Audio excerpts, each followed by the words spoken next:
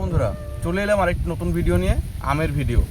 বন্ধুরা, এই মনোরম পরিবেশ, এই ঠান্ডা হাওয়া বইছে চারিদিকে, এরকম গ্রামের পরিবেশের মধ্যে সত্যি এই আম বাগানে আসতে কিন্তু মন পুরো একদম ভরে যায়। চারিদিকে শুধু রঙিন বেরঙিন আম, চারিদিকে শুধু সুমিষ্ট গন্ধ এবং চারিদিকে থোকায় থোকায় ঝুলে থাকা এরকম সুন্দর সুন্দর আম। কিছু আম ছোট, কিছু আম বড়, কিছু আম মাঝারি।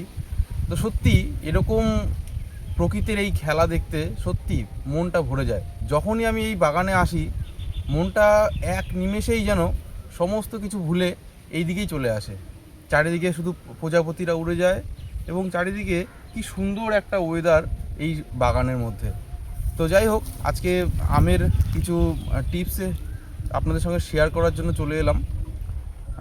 কয়েকদিন আগে পর্যন্ত পশ্চিমবঙ্গে তো ভীষণ পরিমাণে গরম চলছিল। আমাদের এই নদিয়া ডিস্ট্রিক্ট কল্যাণীতেও কিন্তু ব্যাপক পরিমাণে গরম চলেছে। তো গত দুদিন হলো কিছু জায়গায় বৃষ্টি হয়েছে এবং সে কারণেই আমাদের এই এলাকায় কিন্তু ধীরে ধীরে একটা ঠান্ডা হাওয়া বইছে, তার সঙ্গে মেঘলা ওয়েদার। তো এই রকম সময় আম গাছগুলোতে যত্নের খুব প্রয়োজন।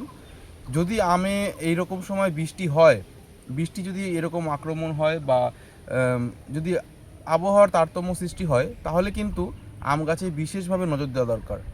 আমরা গত নভেম্বর মাস থেকে যে পরিমাণে গাছের উপর ট্রিটমেন্ট করছি এবং গাছগুলোকে কেয়ার করছি, তার ফলস্বরূপ আজকের দিনে দাঁড়িয়ে এরকম ফলের আমরা দেখা পাচ্ছি। এবং এই আমগুলো একদম লাস্ট স্টেজ পর্যন্ত নিতে গেলে কিন্তু আর কিছুটা আমাদের পরিশ্রম করতেই হবে। তো পরিশ্রমগুলোর মধ্যে কী কী থাকবে, গুরুত্বপূর্ণ কিছু টিপস আপনাদের সঙ্গে শেয়ার করছি।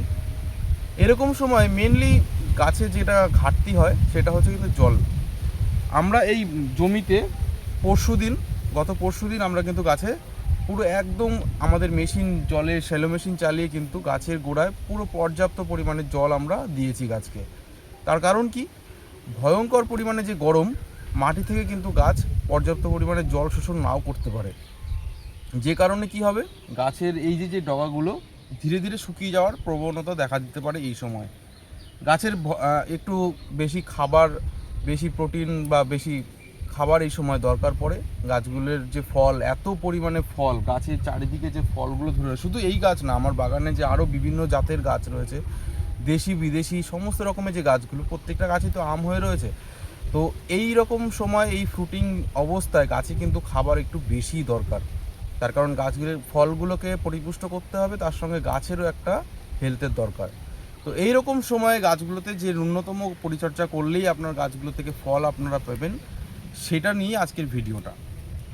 তো গত কয়েক মাস ধরে যে আমরা গাছের পরিচর্যাগুলো করেছি, তাতে আমরা গাছে কীটনাশক স্প্রে করেছি, গাছে খাবার স্প্রে করেছি, কিছুটা সময় জল দিইনি, আবার কিছুটা পরে জল দিয়েছি, তারপরে ফাঙ্গিসাইড দিয়েছি, হিউমিক অ্যাসিড দিয়েছি, বিভিন্ন রকমের সংমিশ্রণে কিন্তু গাছ আজকে এই পর্যন্ত এসছে।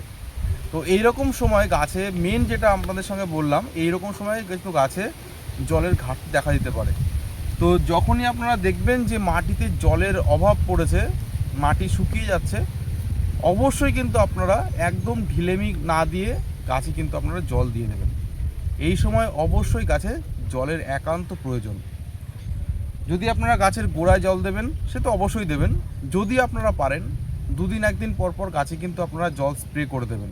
গাছটিকে আমরা যেরকমভাবে স্নান করি গরমের দুপুরে, আপনারাও চাইলে এই গরমের সময় গাছগুলোতে কিন্তু ভালোভাবে গাছে জল স্প্রে করে গাছগুলোকে একদম ভিজিয়ে স্নান করে দেবেন। তাহলে কি হবে, গাছগুলোর মাটিতে শেকড় থেকে তো গাছ নিচের থেকে যতটুকু পড়বে পরিমাণ মতো জল আপনার মাটি থেকে নেবেই।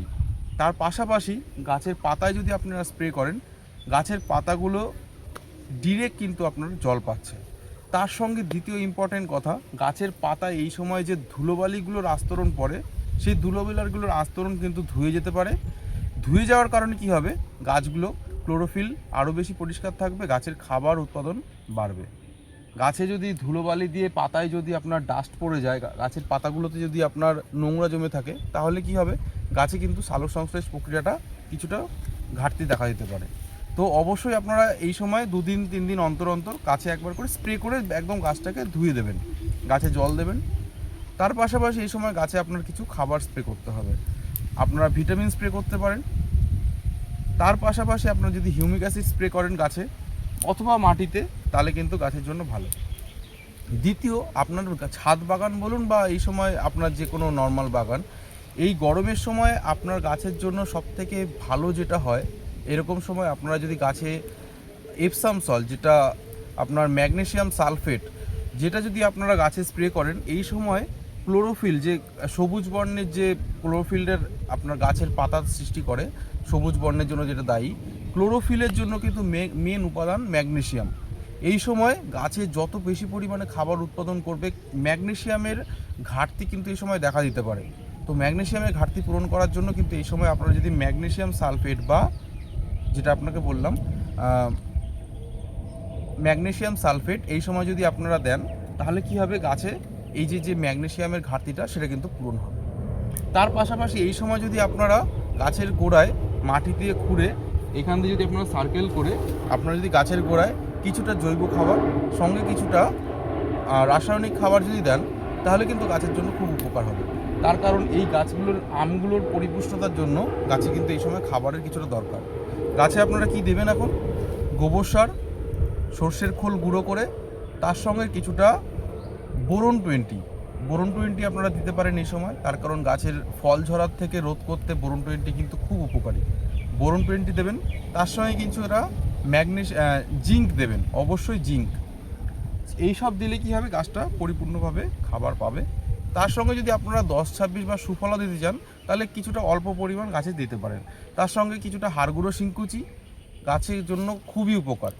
হাড় গুঁড়ো শিংকুচি, তার সঙ্গে সর্ষের খোল গুঁড়ো, তার সঙ্গে গোবর সার বা আপনারা চাইলে ভার্মিকম্পোস্ট দিতে পারেন। তার সঙ্গে কিছুটা আপনার দেবেন বোরন-20 এবং তার সঙ্গে জিঙ্ক। এইগুলো একসঙ্গে মিক্স করে গাছের গোড়ায় কিছুটা মাটি খুঁড়ে তার সঙ্গে দিয়ে, তারপরে আবার পুনরায় ওখানে মাটি চাপা দিয়ে তারপরে জল দিয়ে দেবেন। গাছটার কিন্তু চেহারাই একদম 15 দিনের মধ্যে পাল্টে যাবে। গাছে পরিপূর্ণ খাবার পাবে, গাছগুলো কিন্তু আপনার একদম পরিপূর্ণভাবে বাড়তে থাকবে। তার সঙ্গে যেটা বললাম, এই সময় ওয়েদার কিছুটা চেঞ্জ হচ্ছে। যদি আপনাদের ওখানে বৃষ্টি হয় বা আমার এখানেও যদি বৃষ্টি হয়, আমি অবশ্যই করব সেটা হচ্ছে গাছে এই সময় কিছুটা রোগ প্রতিরোধ ক্ষমতা গড়ে তুলতে হবে। কীটপতঙ্গ আক্রমণ এই সময় বাড়বে, সেই কারণে আপনাদের গাছে কনফিডার অথবা কাকা দুটো কিন্তু আপনাকে এই সময় গাছে স্প্রে করতে হবে। আপনার 15 দিনে একবার করুন, অথবা আপনারা যদি নাই করেন, তাহলে যে সময়টা আপনার গাছে বৃষ্টিটা হবে, বৃষ্টির জল পাবে, ঠিক পরের দিন সকালে অথবা বিকেলে আপনারা গাছে একটা কীটনাশক স্প্রে করে দেবেন। তার সঙ্গে একদিন অথবা দুদিন পর সকালে অথবা সূর্য ডোবার ঠিক আগে বা সূর্য ডোবার পরে যে বিকেলবেলাটা কিন্তু আপনারা গাছে কিছুটা ফাঙ্গিসাইড স্প্রে করতে পারেন। ফাঙ্গিসাইডের মধ্যে আপনারা বিভিন্ন রকম ফাঙ্গিসাইড আছে, সেটা আপনারা M45 ইউজ করতে পারেন, অথবা আপনারা চাইলে এর মধ্যে নর্মাল যে সাব ফাঙ্গিসাইড আছে সেটা আপনারা কিন্তু গাছে স্প্রে করতে পারেন। এই সময় যেটা আপনার ফাঙ্গাসের উৎপাত বেড়ে যেতে পারে আপনার গাছে, যদি দেখেন এরকম, তাহলে কিন্তু আপনারা ফাঙ্গিসাইড অবশ্যই স্প্রে করবেন, অথবা বৃষ্টির পরে কিন্তু আপনারা ফাঙ্গিসাইড অবশ্যই স্প্রে করবেন। আপনার গাছে যদি লক্ষ্য করেন যে গাছের পাতায় একদম ব্ল্যাক যদি স্পট পড়ে যায়, এবং সেই ব্ল্যাক স্পটটা যদি আপনারা আঙুল দিয়ে ওঠালে যদি আপনারা দেখেন সেখানে এক রকমের কালো স্পট সরে গিয়ে সেখানে পাতাটা আবার নতুন করে ঝকঝকে সবুজ রং হয়, তাহলে বুঝতে হবে সেই গাছে কিন্তু আপনার সাদামাছির আক্রমণ হয়েছে। যদি সাদামাছির আক্রমণ থেকে এই সময় রক্ষা পেতে হয়, তাহলে কিন্তু আপনাদের গাছে এক রকমের যেটা সাদামাছির থেকে বাঁচার জন্য সেটা কিন্তু আপনার গাছে স্প্রে করতে হবে। অবশ্যই এই কাজটা ঢিলেমি করবেন না। এই কিছু পরিমাণে পরিচর্যা করলে আপনারা কিন্তু গাছ এই সময় যে পরিমাণে আপনারা ফলন আশা করছেন, সেই রকম ফলন কিন্তু আপনারা পাবেন। এই বছর পরিবেশ আমাদের যা ওয়েদার যেটা খুব সুইটেবল ছিল, যে কারণে কিন্তু আমাদের পশ্চিমবঙ্গে যে কোনো জায়গায় আম গাছে ব্যাপক পরিমাণে কিন্তু মুকুল দেখা দিয়েছে। মুকুল দেখা দেওয়ার পরে কিছুটা ঝড় বৃষ্টি হলো, সে কারণে অনেক জায়গাতে ক্ষতি হয়েছে, এবং তার পাশাপাশি আমার নিজস্ব এই এলাকাতেই কিন্তু শিলাবৃষ্টি হয়েছিল। আপনাদের সঙ্গে বিগত ভিডিওতে শেয়ার করেছিলাম, যে কারণে আমের কিন্তু ভালোই ক্ষতি হয়েছিল। তার পাশাপাশি এখনও যে পরিমাণ আমার আম টিকে রয়েছে, তাতেও কিন্তু আমি খুশি। আমি যেটা বললাম, আমার বাগানে এখন ঢুকলেই কিন্তু মনটা খুশিতে ভরে যায়। তার কারণ এত সুন্দর রং বেরঙের আম আমি রেগুলার আপনাদের সঙ্গে শেয়ার করছি শর্ট ভিডিওর মাধ্যমে বা বড় ভিডিওর মাধ্যমে। এরকম আম সত্যি দেখলে মন ভরে যায়। তো এইরকম আমগুলোকে আরও কিছুটা আমাদেরকে এগিয়ে নিতে হবে, যাতে কিন্তু আমটা আমরা পাকা পরিপক্ত অবস্থায় আমরা গাছ থেকে পেতে পারি। তো এইরকম গাছ থেকে আম পেতে গেলে কিন্তু আর কয়েকটা দিন আমাদেরকে ধৈর্য ধরতে হবে, তার সঙ্গে গাছে কিন্তু আমাদের পর্যাপ্ত খাবার কীটনাশক স্প্রে করে যেতে হবে। তো এইরকম সময় আপনাদেরকে এইরকম গাছ থেকে ফল পাওয়ার জন্য এই কিছুটা পরিমাণ আপনারা গাছে পরিচর্যা করুন, ঠিক সময় জল দেবেন, যদি খাবার দিতে হয় তাহলে এই সময় খাবার দেবেন। শুকনো মাটি চারদিকে রিং করে গোবর সার, গুঁড়ো খোল, কিছুটা হিউমিক অ্যাসিড বা ভার্মি কম্পোস্ট, তার সঙ্গে দেবেন আপনারা হাড় গুঁড়ো শিংকুচি, তার সঙ্গে দেবেন বোরন 20, তার সঙ্গে দেবেন জিঙ্ক। এই কটা মিশ্র খাবার আপনারা একসঙ্গে মিক্স করে গাছের গোড়ায় দিয়ে তার উপরে মাটি চাপা দিয়ে জল দেবেন। তারপরে মাঝে মাঝে কীটনাশক 15 দিন অন্তর অন্তর, এবং যদি বৃষ্টি হয় তাহলে সেক্ষেত্রে দিতে হবে সাফ ফাঙ্গিসাইড বা যে কোনো ফাঙ্গিসাইড। এই সামান্য পরিমাণ যদি আপনারা গাছকে ট্রিটমেন্ট করেন তাহলে কিন্তু আপনার গাছ থেকে আপনাদের যে কাঙ্ক্ষিত ফল সেটা কিন্তু আপনারা পাবেন। তো আজকে এই পর্যন্তই।